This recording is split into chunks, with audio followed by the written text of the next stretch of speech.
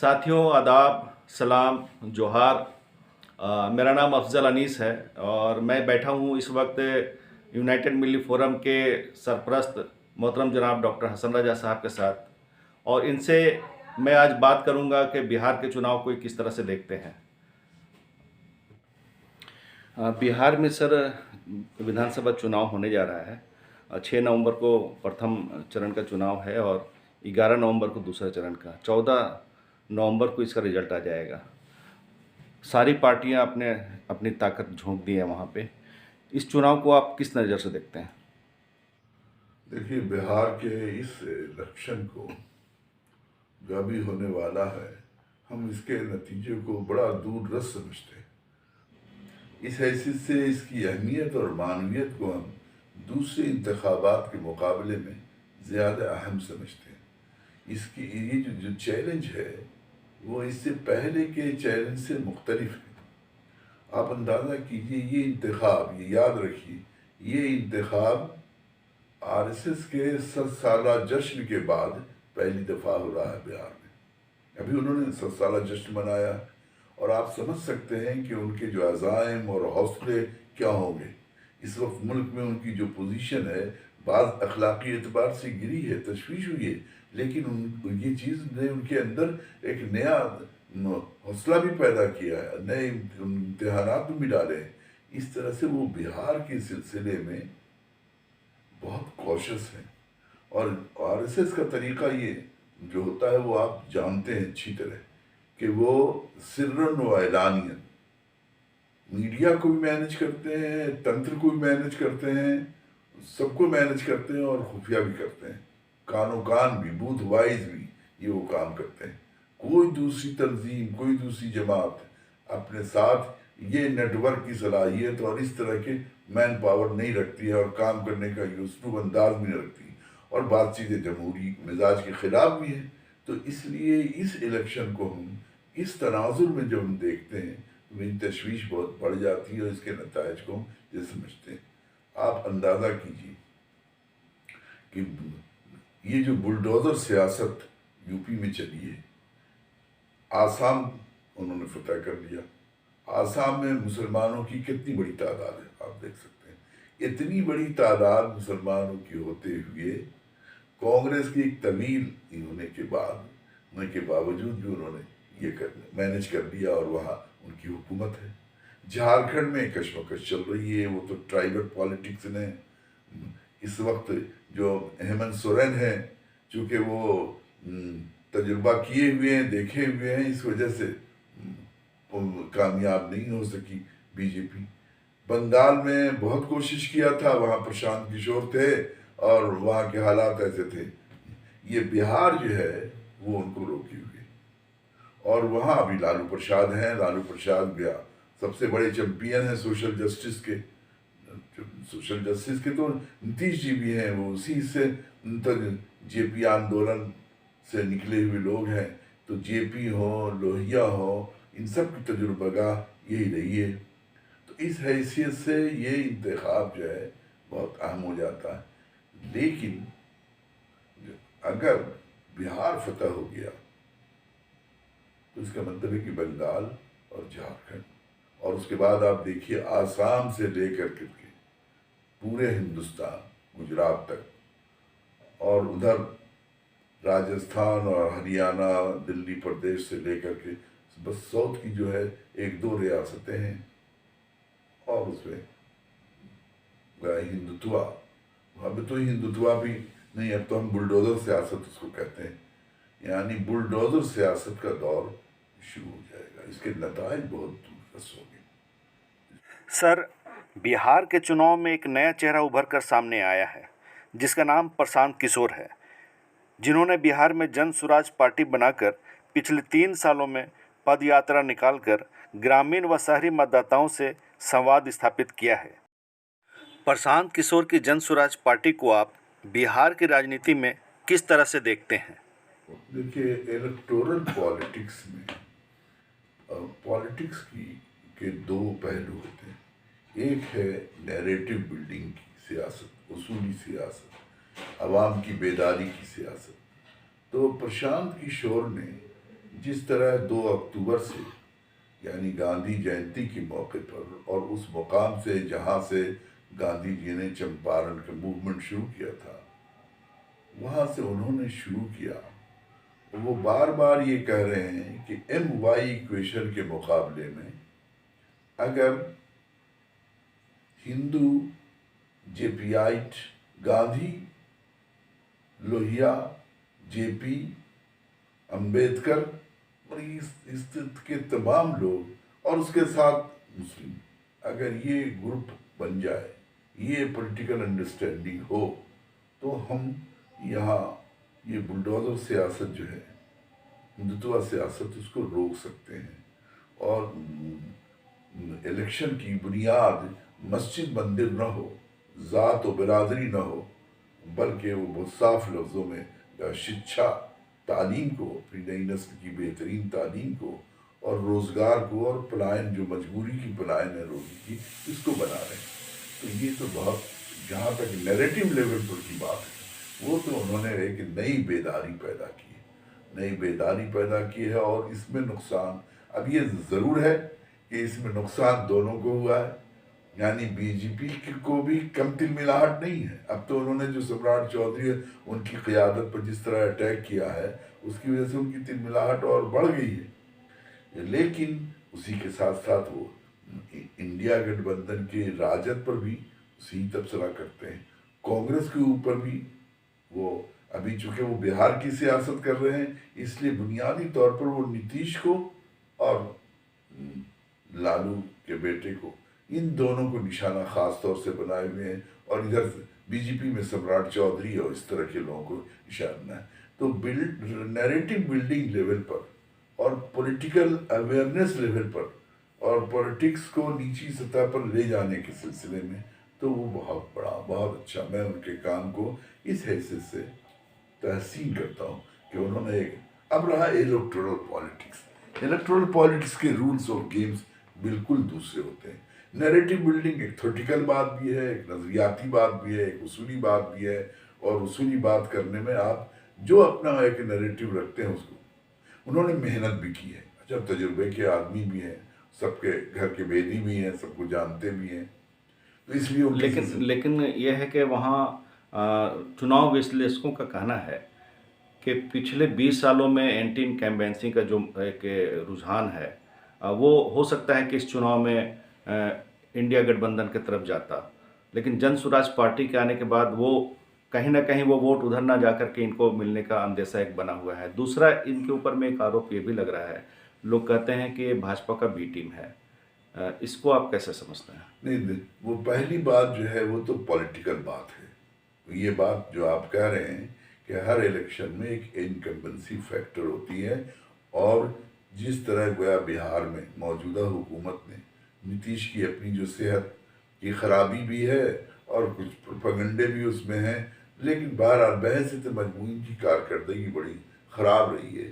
تو انکمبنسی فیکٹر ایک بڑا فیکٹر ہے، لیکن انکمبنسی فیکٹر کو وہ نگیٹ نہیں کرتے. وہ تو صاف صاف کہتے ہیں کہ اس کی ترقی کو، اس کی تعمیر میں کچھ کام ان لوگوں نے نہیں کیا. اس لیے ہم سمجھتے یہ ہیں کہ لیکن اس کے ساتھ ساتھ چونکہ وہ راجد پر بھی اٹیک کرتے ہیں اور بری طرح اٹیک کرتے ہیں. جتنا وہ نتیش کو کرتے ہیں اور اتنا راجد کے اس کو کرتے ہیں، نواں پاس کر کے یہ کرتے ہیں. تو چونکہ دونوں پر کرتے ہیں وہ، اس لیے لوگوں کو لگتا ہے کہ وہ اب رہا، یہ حقیقت ہے ان کا. انہوں نے جو پالیٹکس شروع کی ہے، وہ تو انہوں نے پالیٹکس ہی اس کی شروع کی ہے کہ بہار 2 خیمے میں اب تک بٹا ہوا رہا ہے، اور جس کے نتیجے میں بی جے پی والے جو ہیں ذات و برادری کا اور لالو جی کا ڈر دکھا کر کے بی جے پی والے ووٹ حاصل کرتے ہیں، اور راجد والے جو ہیں ہندوتوا کا ڈر دکھا کر کے ووٹ حاصل کرتے ہیں. لہذا ان دونوں مدے جو ہیں فرسودہ ہیں. اس نے بہار کو کچھ نہیں دیا ہے، بہار کی عوام کو کچھ نہیں دیا ہے. یہ مدے کو درکنار کیجئے اور آئیے ایک نیا بہار، ترقی یافتہ بہار بنانے کی ہم کوشش کریں. اب اس کے پولیٹیکل امپیکٹ کیا پڑ رہے ہیں اور الیکٹورل پالیٹکس کو کیا پڑے گا، اس پر ہم آپ سے बात करेंगे। लेकिन ये बात कहना कि बी टीम है, ए टीम है, सी टीम है, हम ये समझते हैं कि ये गया, ना हम प्रशांत किशोर से बदगुमानी रखते हैं, ना हम उनके मोतक़िद हैं, ना हम उनके साथ बहुत बड़ा तजुर्बा उन्होंने बहुत बड़ा किया है, लेकिन नतायज भी उतने बड़े होंगे। वो तो खुद कह रहे हैं, वो प्रशांत जी तो खुद कह रहे हैं, ये अर्श पर, ये फर्श पर। बल्कि हम उनके इस बयान को, बहुत सियासी बयान, खुद ज़ात को बचाने के लिए वो ज़रूर कर रहे हैं कि बाद में अगर उनको कम सीटें आई और ये सीट, तो कह सकेंगे, तो कह रहे थे कि या तो अर्श पर या फर्श पर। लेकिन एक पॉलिटिकल आदमी की हैसियत से उनको अभी फर्श और अर्श की बात नहीं करनी चाहिए। उनको बताना चाहिए भाई हम कोशिश कर रहे हैं, नतीजा तो अब आप लोगों के हाथ में है।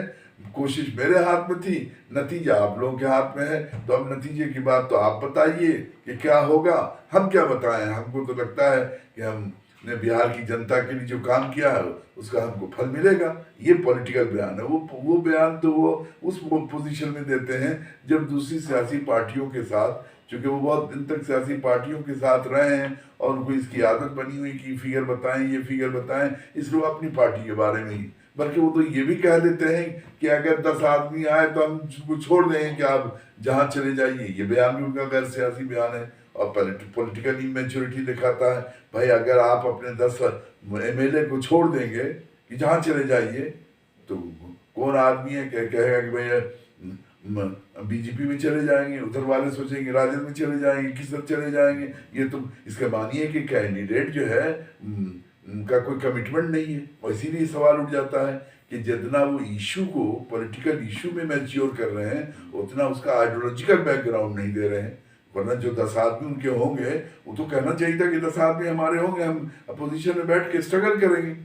और वही क्या बात कहते हैं वो। तो हम इस हैसियत से प्रशांत किशोर की इस पूरे नैरेटिव को और पूरी जिद्दोजहद को तहसीन की नज़र से देखते हैं। लेकिन उनके कोई अकीदतमंद उनके भक्त नहीं है कि उनकी हर बात को समझते हैं कि उन्होंने सही कहा। 2 बातें मैंने आपसे खुद मिसाल के तौर पर बताई। अब रहा कि इलेक्टोरल पॉलिटिक्स में क्या नतीजे आएंगे, इसका तज्जिया हम इंशाल्लाह आपसे बाद में करेंगे। पिछले विधानसभा चुनाव में MIM एक बड़ा फैक्टर बनकर उभरा बिहार में। उन्होंने 20 सीट पे अपने उम्मीदवार उतारे, 5 में उनको जीत भी मिली। ये अलग बात है कि 2021 में 4 विधायक उनके RJD में चले गए और इस बार फिर इन्होंने 32 उम्मीदवार उतारने की बात किया है। क्या लगता है कि वहाँ MIM का फैक्टर क्या होगा? देखिए, MIM के सिलसिले में एक बार नहीं है, झारखंड में भी उन्होंने जो उम्मीदवार इंतखाबी सियासत में उतारे थे, मैंने कहा हमको MIM के सिलसिले में इब्तदा से, जहाँ तक खुद ओवैसी साहब का सवाल है, पार्लियामेंट में जब वकालत वो करते हैं, बहस करते हैं, तो बहरहाल लगता है कि वो अक़लियत के मसाइल को, मुसलमानों के मसाइल को बड़ी बोल्डली उठाते हैं। लेकिन जब उनकी इंतखाबी सियासत को हम देखते हैं, बिलखुसूस असेंबली इंतखाबी सियासत को, तो बहुत अफसोस होता है कि एक तो नैरेटिव लेवल पर देखिए, ये मुत्तहदा मौलाना अबुल कलाम आज़ाद, मौलाना मौदूदी, उसके बाद जितने लोग हैं, हिंदुस्तान की पॉलिटिक्स में मुसलमानों की पॉलिटिक्स का सबसे पहला उसका बिस्मिल्लाहिर्रहमानिर्रहीम ये होना चाहिए कि कौमी कशमकश को कोई उससे मदद न मिले। हिंदू और मुस्लिम जो कशमकश है, जो पार्टीशन के नतीजे में, अंग्रेज़ों की सियासत के नतीजे में डिवाइड एंड रूल की उनकी जो पॉलिटिक्स रही है, और उसको जिस तरह इन पार्टीशन ऑफ इंडिया ने मज़ीद तक़वियत पहुँचाई है, फिर फसादात ने उसके सिलसिले में जितना हसास लोगों को कर दिया है, ये मामला इतना नाजुक है कि इसके लिए बड़ी से बड़ी कुर्बानी दी जा सकती है कि इस मुल्क में हिंदू मुस्लिम तफरीक की सियासत, कशमकश, कौमी कशमकश की सियासत न हो। जब मुसलमान मुस्लिम मफादात की सियासत करता है, मुस्लिम हुकूक की, पॉलिटिकल, मुसलमानों के पॉलिटिकल हुकूक की लड़ाई लड़ता है, तो एक ज़ाविये से लगता है कि सही है, हर माइनॉरिटी उसका हक है लड़ने का। लेकिन दूसरे ज़ाविये से बहुत आसानी से, जैसा यहाँ की तारीख है अभी 75 साल की, उस डिवाइड एंड रूल की पॉलिटिक्स के सियाक में उसको देखिएगा तो उसको बहुत आसानी से कौमी कशमकश की सियासत, जैसे हम आपको मिसाल देते हैं, हमने अक्सर जगह मिसाल भी दिया कि मुसलमानों के रिप्रेजेंटेशन का मामला प्रशांत किशोर ने उठाया, کہ مسلمانوں کو ہم 40 امیدوار دیں گے، ان کی جتنی آبادی ہے اتنا ان کی حصہ داری ہونی چاہیے، اسی حساب سے ان کی بھاگیداری ہونی چاہیے. تو یہ ڈیموکریسی کا سوال بن جاتا ہے.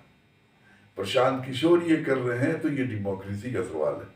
لوہیا جی اٹھائیں تو ڈیموکریسی کا سوال ہے. تو ڈیموکریسی کے سوال کے حوالے سے تو آپ بیان کر سکتے ہیں، لیکن اگر کوئی مسلمان پولیٹیکل پارٹی بنا کر کے اپنے حقوق کی لڑائی میں 40 جگہ پر اپنا ایم ایل اے کھڑا کرے کہ یہاں مسلمان میجورٹی میں ہیں، یہاں نمائندگی ہو. خود شہاب الدین صاحب سے میرا اختلاف اس بات پر تھا کہ بھائی اتنا الیکٹورل پالیٹکس، اتنا اریتھمیٹکس نہیں ہوتا ہے 2 and 2 4، بلکہ اس میں اور بہت سارے فیکٹرز کام کرتے ہیں. لہٰذا اویسی صاحب MIM وہ اس علاقے کی پالیٹکس میں حصہ نہیں لیتے ہیں عملاً، کوئی نیریٹو بلڈنگ کا کام نہیں کرتے ہیں، کارکن سازی نہیں کرتے ہیں. لے دے کے ان کا پورا قدرتی مسلمان اتنی تعداد میں ہے، لہٰذا مسلمان کی نمائندگی وہاں مسلمان کو کرنی چاہیے، اور ان کو جو آدمی مل جاتا ہے کھڑے ہو جاتے ہیں. میں اور بہت ساری باتیں ان کے بارے میں کہی جاتی ہیں، ان باتوں کو نہیں کہنا چاہتا، لیکن خود جھارکھنڈ میں ہم نے دیکھا ہے بالکل الیکشن کے زمانے میں اس کے 2-4 مہینہ پہلے وہ ان کی میٹنگ ہو جاتی ہے، پرجوش تقریر ہو جاتی ہے، کچھ نوجوان جے جے کار کرنے لگتے ہیں، ان میں سے کسی ایک کو ووٹ دے دیتے ہیں. اب اس ووٹ کے سلسلے میں اب اس سے ان کا ایک پولیٹیکل امیج ہے، اور اس کی وجہ سے پولیٹیکل فائدہ ہوتا ہے. آبادی کا تو کوئی فائدہ نہیں ہوتا. اس لیے ہم MIM کی پولیٹکس جب تک کہ بنیادی طور پر تبدیلی نہیں اپنے اندر لائیں گے، علاقائی سیاست میں کام کریں، الیکٹرل پالیٹکس کے قبل عوام میں کام کریں، سچے کارکن پیدا کریں، ایسی نیریٹو بلڈ کریں کہ ان کا حقوق کی لڑائی جو ہے ڈیموکریسی کی لڑائی میں کنورٹ ہو، ہندو مسلم کے حقوق کی کشمکش کی لڑائی میں کنورٹ نہیں ہو. اس لیے اویسی صاحب موجودہ صورتحال میں جبکہ پرشانت کشور کی انٹری نے اس کو ٹرینگولر بنا دیا ہے، اور خطرہ پیدا کرے گی اور نقصان دے گی. چناؤ میں سر یہ اکثر دیکھا جاتا ہے کہ چناؤ جیتنے کے لیے لوگ دھارمک نعرے لگانا شروع کر دیتے ہیں یا نفرتی بھاشن دینا شروع کر دیتے ہیں، اور ایک دھرم کو دوسرے دھرم کے خلاف. ابھی ورتمان میں جو یوگی صاحب جو پہنچے بہار میں، انہوں نے پھر برقع وغیرہ کو لے کر کے اپنے بھاشن میں کہا ہے. تو یہ نفرتی جو بھاشن ہوتی ہے، اسے آپ کس طرح دیکھتے ہیں؟ اس میں تو کوئی بھی آدمی جس کو ذرا سا انسانیت کا، سماج کا، ملک کا، راشٹر کا، امن کا، ترقی کی خواہش ہوگی یا اس کو صحیح سمجھتا ہو، کبھی بھی نفرت کی سیاست نہیں کر سکتا. اب یہ ہندوستان کی بدقسمتی ہے کہ ہندوستان جیسے ملک میں، جس میں یہاں ڈائیورسٹی، یونٹی ان ڈائیورسٹی ہے، جہاں مختلف مذاہب کے لوگ، ہندوستان ہمارا سارے جہاں سے اچھا، ہندوستان ہمارا ترانہ، ہم بلبلیں ہیں اس کی، یہ گلستہ ہمارا. ہندوستان میں تمام سے یہاں سے اپجی کوئی قوم تھوڑے ہے، سب باہر سے قوم ہے، آریہ بھی باہر سے آئے، لیکن اس ملک کی بڑی کشادگی ہے کہ جو یہاں آیا یہاں کا ہو کے رہ گیا، اور ملک نے بھی اس کو گرہن کر لیا، اس کو بنا لیا. یہ تو پہلی دفعہ گویا ڈیوائڈ اینڈ رول کی پالیٹکس جب ہم غلام ہوئے تو انگریزوں نے کی، اور ان کے کچھ شاگرد یہاں پیدا ہو گئے جو نفرت کی سیاست کرتے ہیں. نفرت کی سیاست تو کہیں بھی سیاست نہیں ہو سکتی. اسلام تو کم از کم جو بھی دھرم کو مانتا ہو، کسی میں یا ذرا بدھی عقل رکھتا ہو، وہ تو ہمیشہ پریم کی، اتحاد کی، اس کی سیاست کرے گا. اب یوگی جی وغیرہ بدقسمتی ہے یو پی کی کہ ایسے لوگ وہاں اقتدار پر آ گئے ہیں، حکومت کوٹ کتنی پھٹکار لگا چکی ہے، وہ بلڈوزر سیاست جو ہے اسی کو سمجھتے ہیں. دادا گیری کو سیاست کوئی سمجھ جائے تو ہم لوگ تو ہمیشہ اس کی مخالفت کرتے رہے، چاہے وہ یوگی کریں چاہے کوئی کچھ کرے، مسلمان کرے، ہندو کرے، سکھ کرے. بلڈوزر کی سیاست تو دراصل انصاف، سیاست کی سب سے بہت ویلو جو ہے وہ دراصل جسٹس ہے. یہ جسٹس ہی کی وجہ سے وہ انسٹیٹیوشن وجود میں ہے. اسٹیٹ کا انسٹیٹیوشن اسی لیے ہے کہ لا اینڈ آرڈر ہو، پیس ہو، جسٹس ہو، اور اس کا مطلب یہ ہے کہ لوگ ایک دوسرے کا آدر کریں، ریکویسٹ کریں. تو جہاں لا اینڈ آرڈر نہیں ہے وہاں تو نفرت کی سیاست. اب اس کے جواب میں جو لوگ قومیں نفرت کا شکار ہوتی ہیں، اس میں اگر وہ ایسی ذات جو ہے جم کے بولتے ہیں تو بعض لوگوں کو لگتا ہے کہ میرا مسیحا آ گیا. لیکن مسیحا صرف اس طرح بولنے سے تو مسیحا ہی نہیں ہوتی ہے، اس کا نتیجہ جو سامنے ہے.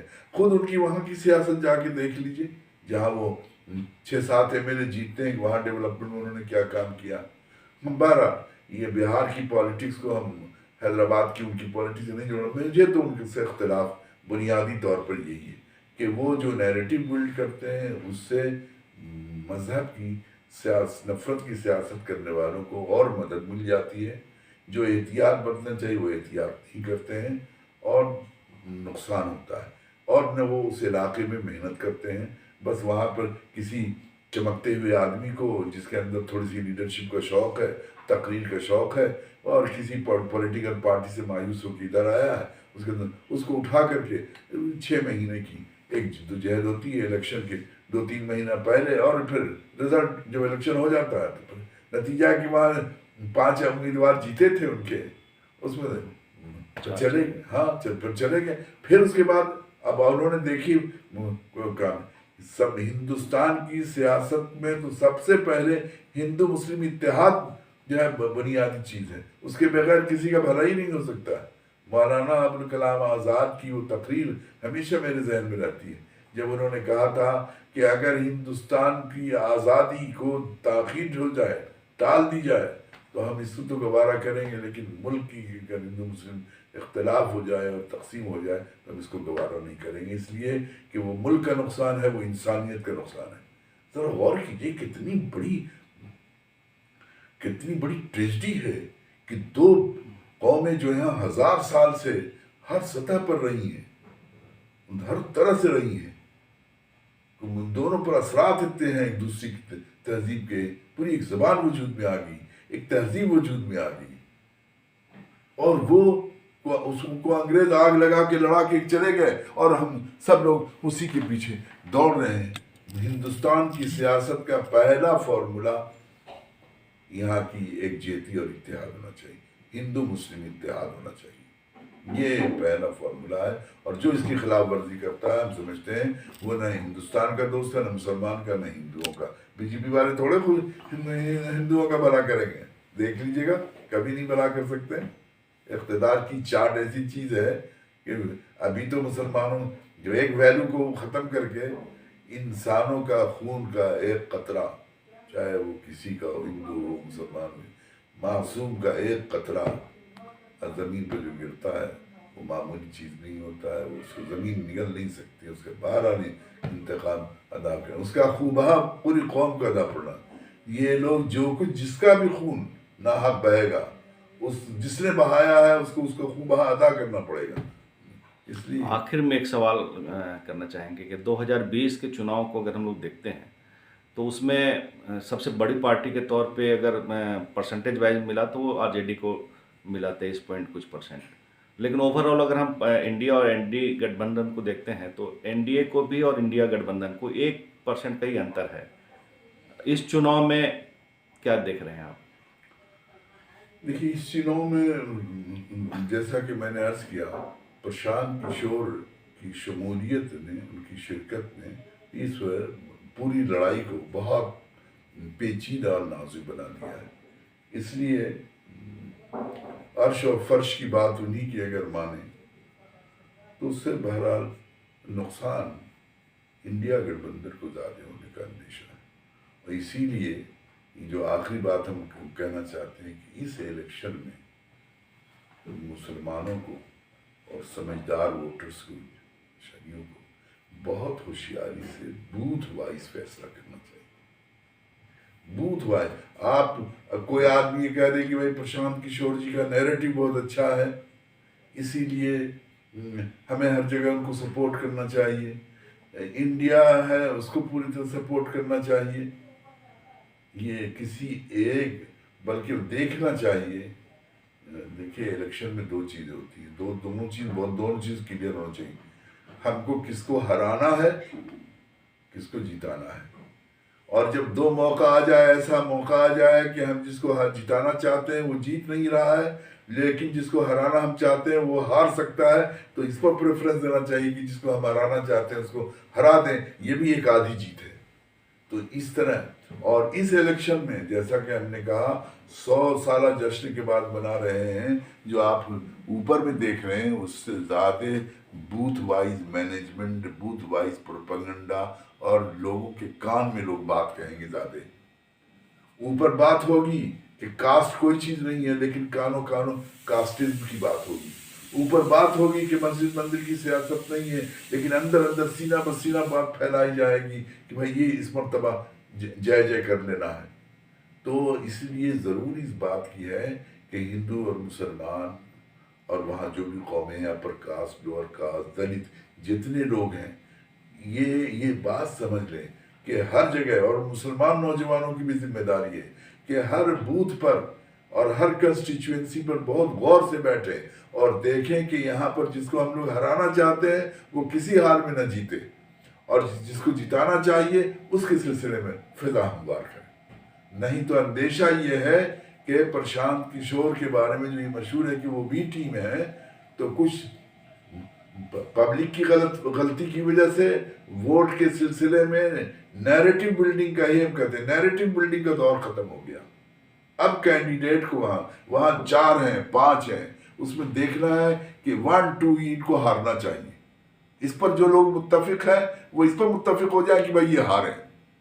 अब जीतने पर अगर किसी को इख्तिलाफ है तो फिर उस पर बातचीत करनी चाहिए। इसलिए होम वर्क करना, कंस्टिट्यूएंसी लेवल पर वर्क करना बहुत अहम टास्क है।